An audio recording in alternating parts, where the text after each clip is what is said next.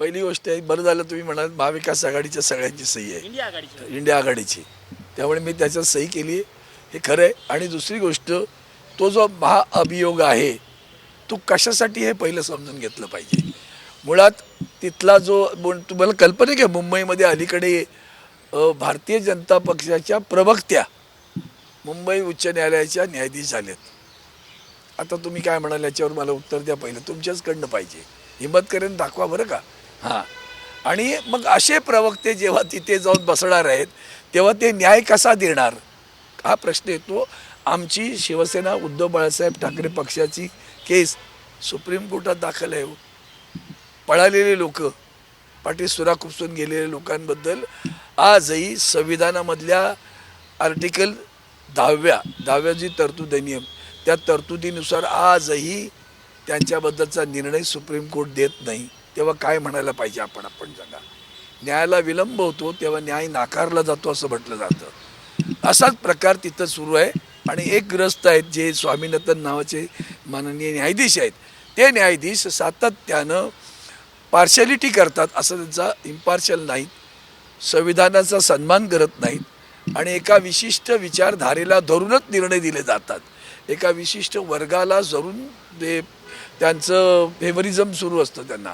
आणि अशा प्रकारचा तो तरतूद आहे, त्या वागणं त्यांचं आहे. म्हणून त्या तामिळनाडूच्या पक्षानं सरकारनं त्यांच्याविरुद्ध इम्पिचमेंट आणलेली आहे. त्याच्यात त्या संबंध इम्पिचमेंट नोटीसमध्ये कुठेही धर्माचा एक शब्द जरी दिसला, नोटीस माझ्या हातात आहे, नोटीस आहे, त्याला दिलेले रेफरन्सेस पुन्हा माझ्याकडे सगळे आहेत, त्यामध्ये कुठेही धर्माचा उल्लेख नाही.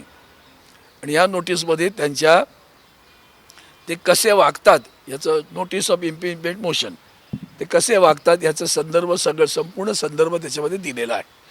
त्यामुळे तुम्ही पहिल्यांदा एक लक्षात घेतलं पाहिजे, अशा अर्धवट राव आहेत आणि अर्धवट नाही, मुद्दाम आहे, अर्धवट शाणे आहेत जास्त, ते ठरवून करतात की देशद्वेष पसरायला कुठली संधी मिळाली का पसरवा. त्यांना आता तामिळनाडूत घुसता येत नाही आहे. मग तामिळनाडूत घुसण्यासाठी काय, तर एक आपला वकील जज बसवून टाका, एक आपला वकील बसवा, तो गेला का कोणाला जामीन देऊन टाकायचा.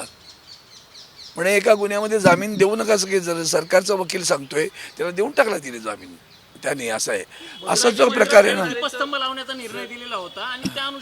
नाही, म्हणून तो असं नाही, त्याच्यानंतर असे अनेक निर्णय आहेत ना, म्हणून मी म्हणालो तो निर्णय मला माहिती नाही, पण त्याच्यात जे निर्णय दिलेत त्यांनी मी वाचले सगळं, ते त्याच्यात त्यांनी सातत्यानं ते केलेलं आहे. आता तो जो सुद्धा आहे ना, खरं तर गंमत अशी आहे, बेंचने दिलेला निर्णय सिंगल बेंच नाही फिरवू शकत.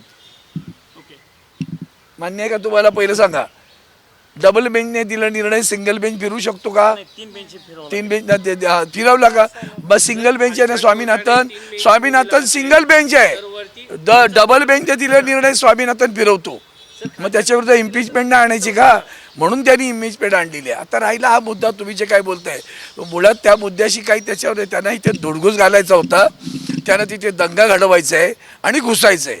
हे असंच करत असतात ना, हिंदू मुस्लिम. कालचं निशिकांत दुबेचं भाषण आहे का, SIवरचं भाषण आहे ना, त्याच्यात त्यांनी मुसलमानचं किती वेळ म्हटलं. अरे बाबा, एवढा तुम्हाला हिंदुस्थान हवं आहे, अखंड हिंदुस्थान आहे ना, आम्हाला करून दाखवा ना, आणा पाकिस्तान, अफगाणिस्तान, नेपाळ, पूर्व बंगाल, खरा एक पूर्ण अखंड हिंदुस्थान. कोणी रोखलंय तुम्हाला? करा. रोखलं का तुम्हाला? लोकांच्या नावानं खडे पडत राहणं, नेहरूंच्या नावानं. काल ते वंदे मातरम सुद्धा इतकं वाईट वाटतं ना कधीतरी विचार केला का देशाची त्यावेळेची परिस्थिती काय होती. बरं, निर्णय त्यांनी सगळ्यांनी मिळून घेतला ना, त्याच्यात वल्लभभाई पटेल पण आहेत ना, का बरं? मग ते कसं टाळता बरोबर? मग नेहरू करून टार्गेट करायचं, हा जो काही प्रकार आहे ना, हा अतिशय म्हणजे विद्वेषच पसरणारा. म्हणजे आज रविशंकरांनी शब्द वापरला, विरोध आणि विद्वेषात फरक असला पाहिजे. आमचं इथेच म्हणण्याचं आहे, विरोध आणि विद्वेषात फरक आहे. तुम्ही विद्वेषच पसरवताय आणि तोच विद्वेष त्याला तामिळनाडूत पसरवायचा आहे. त्या निर्णयावर विचारसरणीची भाष्य करता, तुमच्या पक्षाची हिंदुत्वाची विचारसरणी आहे, ज्या ठिकाणी दिवा लावण्यास सांगितला होता ते एका मंदिरासमोर आहे, म्हणून मी तुम्हाला चॅलेंज देतो, आव्हान आहे माझं. मी येतो तुमच्यावर, त्या मंदिरासमोर मी पण तुमच्यावर दिवा लावतो, बघूया कोण विरोध करतो दिव्याला. खोट्या बातम्या पसरवू नका आणि अर्धवट माहितीवर करू नका. म्हणूनच सांगतो, अर्धवट माहितीवर बोलू नका. एकतर मी तामिळनाडूत 1.5-2 वर्ष राहिलेला माणूस आहे. ते कार्तिकाची पूजा करतात, कार्तिकेयाची, आपण गणपतीची करतो, दोघे भाऊ आहेत. आणि मुरुगन हा त्यांचा एक देव आहे. ते कार्तिकेय दीपम म्हणून एक उत्सव असतो, जसं आपल्याकडे उत्सव असतात तसे. त्या उत्सवाला सगळ्या मंदिरांना दिवे लावले जातात प्रचंड, अखंड तामिळनाडूत लावले. ते दिव्यावर नाही झालं, यांना दिवा दर्ग्यात लावायचा आहे, कळलं का? नाही सर, ते एक पिल्लर तुम्हाला पिलर म्हणजे काय आहे? तू गेलीस का पाहायला? ऐकल्यावर बोलायचं नाही, तुम्ही वाट लावता अख्ख्या देशाची. जाऊन पिलर दाखवा आणि तो पिलर काय ते बघा. डिव्हिजन असते ना, इथे बागे बाहेर दगड लावलाय, तो दगड म्हणजे मंदिर आहे का ते? नाही ना. त्या दगडाला, तो दगड त्या दर्गा आणि याच्यामधलं विभाजन आहे. त्या दगडावर दिवा लावायचा आहे आणि दर्ग्यात पण दिवा लावायचा आहे. आणि म्हणून ते मुद्दामून आंदोलन, मंदिरात दिवा लावलेच होता, कोणी मंदिराला दिवा लावू नको म्हणेल? यांना तिथे येऊन धुडगूस घालायचं आहे. आणि दर्ग्यामध्ये हिंदू बाजूला दर्गा आहे, आपल्या अनेक मंदिरांच्या बाजूला दर्गा असतो. आपण आजही आचारसंहिता पाळतो, तुम्ही पाहत असाल. भाषणांमध्ये सुद्धा उभे राहताना आचाराला तर सगळ्या कुठल्याही पक्षाची सभा असतो, गप्प राहतो ना, कारण एक आदरभाव व्यक्त करतो. देशाने संविधानाने प्रत्येकाला आपापल्या धर्माचं पालन करणं आणि आदरही राखायला सांगितलं आहे. आमचं हिंदुत्व हे पहिलं लक्षात घ्या, राष्ट्रीयत्व आहे बरं. मुँह में राम आणि हाताला काम, हे आमचं हिंदुत्व आहे. तुमचं हिंदुत्व आहे ना, ते द्वेषमूलक आहे. आमचं हिंदुत्व आहे सगळ्यांना जगवण्याचं. एक मिनिट, बाळासाहेबांनी सुद्धा हेच सांगितले. 1000 वेळा दाखवेन तुम्हाला मी, 1000 बाईट दाखवेन बाळासाहेबांच्या. उगीच बाळासाहेबांच्या एकाच्या वंदनीय शिवसेनाचं नाव घेऊन आहे ना, अर्धवट ज्ञान पाजवू नका सगळ्यांनी. मला संताप येतो या सगळ्या गोष्टीचा. म्हणून सांगतो, शिवसेना प्रमुखांचं हिंदुत्व काय होतं ना, ते समजून घ्यायला तयार राहा, पहिले तयार राहा. त्यांनी यांना कमळी किती वेळा बोलले ना, यांना किती नागवं केलं किती वेळा, ते बघायचं आहे का? भाजपला किती वेळा कमळी बोललेत ते दाखवू का? ही कमळी डोळे मारते परक्यांना, ही कमळी दुसऱ्याला डोळा मारते, दाखवू का तुम्हाला? हे वंदनीय शिवसेना प्रमुख बोललेत ना, का मी नाही बोललो ना? ते सोयीस्कर पक्षाकडून सोयीस्कर अर्ध वाक्य घेऊ नका, संदर्भ घ्या आणि बोला. आणि म्हणून सांगतो, शिवसेना प्रमुखांचंच हिंदुत्व आदरणीय उद्धवजी पुढे नेत आहेत. त्या हिंदुत्वाचं एक ते राष्ट्रीयत्व आहे. म्हणजे ती जशी आमची शरीफ जी मुलगी, काय ज्या आता नाही ना, सिंदूरच्या लढाईमध्ये आपली जी कुरेशी म्हणून मुलगी होती ऑफिसर, त्या हां, तिला काय म्हणाले हे लोक तेव्हा? का नाही तुमची सगळे जीव पाजळत रे सगळे चॅनलवाले, तेव्हा का गप्पा बसलात रे? पाकिस्तानची बहीण आहे ती, हां, देशासाठी उभी राहिलेली मुलगी होती ना ती. हे आमचं हिंदुत्व आहे, ते आमचं हिंदुत्व आहे. ती मुसलमान असली तरी ती आमची बहीण आहे. आमच्या भारतासाठी, देशासाठी प्राण करणारा, तो कुठल्याही जातीचा, पातीचा, धर्माचा, पंथाचा, जो या हिंदुस्थानावर प्रेम करतो आणि या मातीसाठी प्राण अर्पण, तो आमचा, हे आमचं हिंदुत्व. ब्लेम गेम एका ठिकाणी, एकच मिनिट, ब्लेम गेम एका ठिकाणी तुम्ही सांगतायत की तो पिल्लर सारखा एक स्टोन आहे, तुमचं नेमकं काय त्याच्यात पोर्ट्रेल आहे? तुम्ही पण मला त्याच्यात पडायचंच नाही. माझं म्हणणं नाही नाही, मला अंडरस्टँडिंग पण नको, नॉन अंडरस्टँडिंग पण नको. मला एवढंच कळतंय की एक न्यायाधीश, जो आम्हाला न्याय मिळत नाही, आम्ही न्यायालयात पाहतोय ना काय न्यायालय कशी वागतायत ती.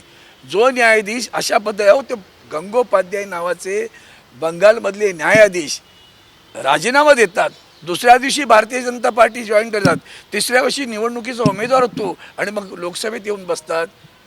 तो माणूस त्या जागेवर बसल्यानंतर काय केलं असेल त्यांनी? फेवर केलं असेल म्हणूनच तिकीट दिलं ना, न्याय दिला असेल का त्यांनी? इथे न्यायाची अपेक्षा आहे, इम्पीचमेंट ही न्यायाची अपेक्षा आहे. संविधानाचा सन्मान करा, इम्पार्शियलिटी करू नका, इम्पार्शियल राहा, पार्शियलिटी करू नका. पार्शियलिटी करता आयडिओलॉजी तुमची तुमच्याकडे ठेवा, तुमची आयडिओलॉजी, त्याचा प्रभाव तुमच्या न्याय प्रक्रियेत होता कामा नाही, हे त्याचा अर्थ आहे. मी असे हिंदू, मी गणपती पुजतो घरी, पुजला ना गणपती, मग आरतीला कोण गेलं गणपतीच्या? नाही का लक्षात? ती आरती नाही पेटली, न्यायाला ही चूड लागली, ती चूड लागली ना न्यायाला, ती चूडच लागते, लक्षात घ्या. चला,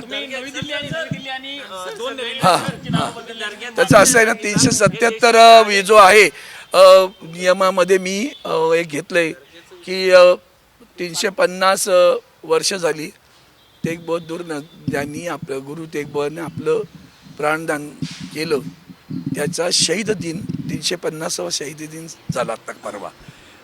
त्याचं औचित्य साधून मी नियम 377मध्ये अशी मागणी केली की दिल्लीच्या जवळ होतं त्यांची जी हत्या झाली ती, त्या दिल्ली स्टेशनला, रेल्वे स्टेशनला त्यांचं नाव देऊन त्यांचा सन्मान करा, त्यांना आदरांजली व्हा, श्रद्धांजली व्हा. सर, अजमेर दर्ग्याला पंतप्रधानांची चादर जाती, या देशामधील हिंदू मुस्लिम एकत्र तिथे जातात, तो दर्गा असेल तर त्या ठिकाणी हा वाद निर्माण का केला जातो?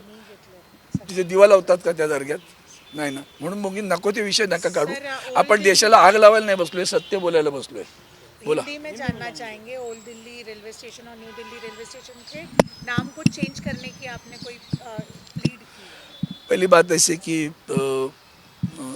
गुरु तेज बहादुर सिंह, उनकी जो हत्या इस देश की आज़ादी के लिए हुई, लड़ाई में हुई, वो कुर्बानी हुई, उसे 350 साल पूरे हुए। वो शहीद दिन 2 दिन पूर्व शहीद दिन था, तो मैंने उसी को लेकर पहले दिन नियम 377 के तहत एक मांग की कि अगर उनको प्रति आदरांजलि व्यक्त करनी है तो सरकार आगे एक कदम उठाए, और जो नई दिल्ली रेल स्टेशन है, 2 हैं, दोनों में से एक स्टेशन पे तो गुरु तेज बहादुर नगर सिंह का नाम देकर वो आदरांजलि समर्पित करें। सर, जिस तरह से दिनेश संघवी ने कहा है कि जो इम्पीचमेंट लाया गया है वो गलत तरीके से लाया गया है, और हिंदू मंदिर के बारे में जो डिसीजन इनकी आदतें, इन भारतीय जनता पार्टी की आदतें कभी जाएगी नहीं। मेरे पास उसका एक निर्णय बताऊंगा। दी जस्टिस कहती है, I appreciate Bharatiya Janata party. Ideology होगी, it can not be influence in the order.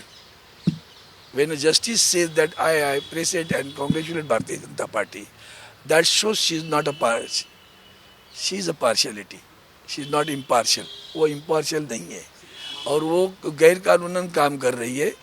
तो इसीलिए उन्होंने उसके खिलाफ जो इम्पीचमेंट महाभियोग लाया है, हम खुद उसका अनुभव कर रहे हैं ना भैया। शिवसेना उद्धव बालासाहेब ठाकरे पार्टी कितनी मतलब कितना जुल्म सहन कर रही है, आप सोचो। हमें न्याय नहीं मिल रहा है, क्या बात करते हो आप। जो हमारे लोगों ने एंटी डिफेक्शन लॉ, जो लोग हमारी पार्टी छोड़कर भाग गए भगोड़े, उनके प्रति जो कोर्ट में केस हुई, उसका न्याय नहीं मिला आज तक, निर्णय नहीं मिला आज तक। सोचिए ना आप, कभी उसी 2.5 बरस में मिलना था। अब यार राबिया केस में वो निर्णय उसी वक्त मिला, तभी तो उनको न्याय मिला। सरकार पुनर्स्थापित हुई, वहाँ यहाँ नहीं हुआ। तो जब न्याय विलंब होता है न्याय के लिए, इसका मतलब न्याय आपसे न्याय का अधिकार छीना जाता है। वही वहाँ हो रहा है। और एक बार नहीं हुआ, वो न्यायाधीश जितनी भी इम्पीचमेंट के साथ में साथ, हर एक इम्पीचमेंट नोटिस है मेरे पास, वो एक हादसा लेकर नहीं हुआ है, वो बार बार एक। अच्छा, इस बारे में भी एक बात अच्छी हुई, याद आपने पूछा, इस बारे में 2014 में और 2016 में वहाँ के हाईकोर्ट ने पहले ही निर्णय दिया हुआ है कि जो आपका त्योहार है उसी सीमित पे करो, ये त्योहार छोड़कर और भी आग लगाओ, ये न्यायाधीश कहता है। तो पहले न्यायाधीश की जो न्याय था वो गलत था क्या? ये स्वामीनाथन देते हैं वो उसी हाईकोर्ट ने दिया हुआ है ना पहले, कि भाई अपने अपने त्योहार अपने अपने सीमित क्षेत्र में करिए, जैसे करते हैं 100 साल से चल रहा है, आज भी चल रहा है, उद्या चल रहे। बीजेपी सवाल खड़ा कर रही है, वो उनका जो कुछ त्यौहार होता है, कार्तिकीय दीपम त्यौहार होता है, उस त्यौहार में वो मुर्गा मंदिर में त्यौहार है, पूरे तमिलनाडु के पूरे हर जगह होता है, वो पूरे दिया जलाए जाते हैं। ये एक जगह ये मंदिर का हिस्सा, ये इम्पीचमेंट से और उससे कोई ताल्लुकात नहीं, पहली बात ध्यान में रखो। क्योंकि इनके पहले इनके इतने निर्णय मिले हैं कि वो हर बार वो गलत निर्णय देते आए हुए हैं, और वो निर्णय फेवर में देते, आइडियोलॉजी है उनकी खुद की, उसको लेकर वो निर्णय देते हैं। इसीलिए भाई किसी की आइडियोलॉजी पसंद आ सकती है, लेकिन उस आइडियोलॉजी का मतलब वो नहीं कि वो न्याय देते समय उसका प्रभाव पड़े। न्याय अपने संविधान के तहत देना चाहिए, आइडियोलॉजी के तहत